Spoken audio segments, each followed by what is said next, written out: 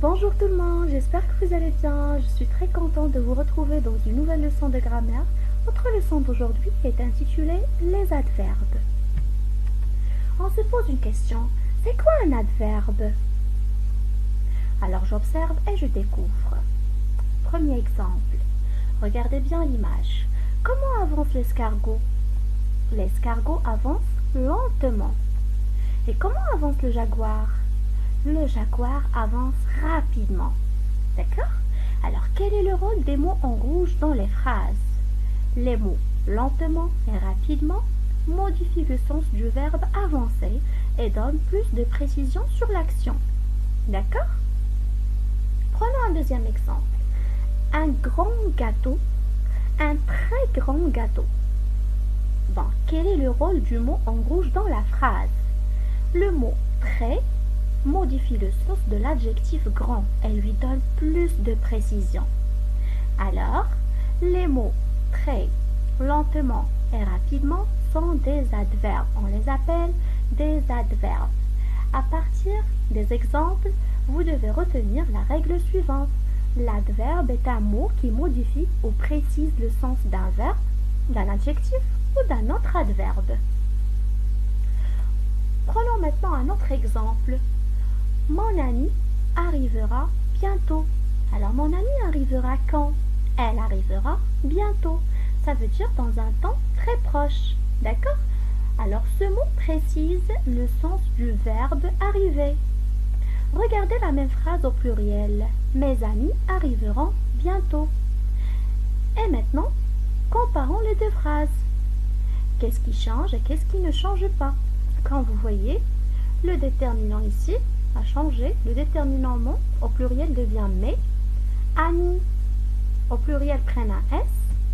Bien sûr, le verbe a changé car le verbe s'accorde avec le sujet.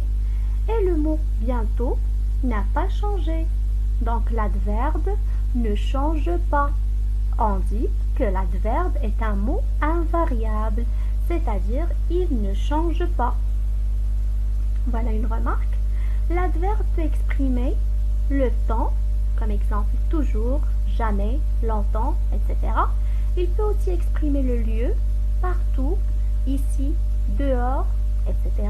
Comme il peut exprimer la manière, rapidement, lentement, très, bien, etc. Donc, on récapitule.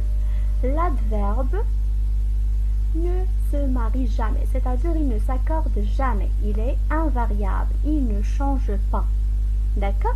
Il donne des précisions sur le lieu, comme loin, dedans, dehors, sur la manière, bien, lentement, mieux, sur le temps, bien sûr, souvent, rarement, demain. D'accord? Alors, l'adverbe accompagne le verbe, comme exemple ici, il mange salement. Ici, salement, c'est un adverbe qui donne des précisions sur le verbe manger. Comme il peut accompagner un adjectif, une fille très belle. Comme vous voyez ici, belle, c'est un adjectif. Très, c'est un adverbe qui donne plus de précision sur l'adjectif. Et ici, il peut accompagner un autre adverbe. Il mange très salement. Salement, c'est un adverbe. Et voilà, très qui donne des précisions sur cet adverbe. Il mange très salement. Aussi, on peut reconnaître l'adverbe facilement dans une phrase, car si on l'enlève, la phrase reste toujours correcte. Par exemple, il a rapidement compris la leçon. Ici, l'adverbe c'est rapidement. Il a compris la leçon. Comme vous voyez, ici, sans l'adverbe, d'accord, rapidement, la phrase est toujours correcte et elle a toujours un sens. On passe maintenant pour voir les formes des adverbes.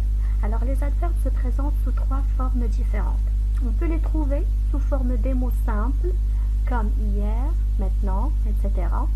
Sous forme des groupes de mots, comme de temps en temps, tout de suite, au-dessus, etc. Ou sous forme des mots terminés par ment, comme lentement, comment, autrement, rapidement, etc. D'accord? Quand on trouve des mots qui se terminent par ment, on dit que ce sont des adverbes. Alors, notre leçon est terminée. J'espère bien sûr que vous avez retenu cette leçon. Merci Merci pour votre attention et on se retrouve au prochain cours.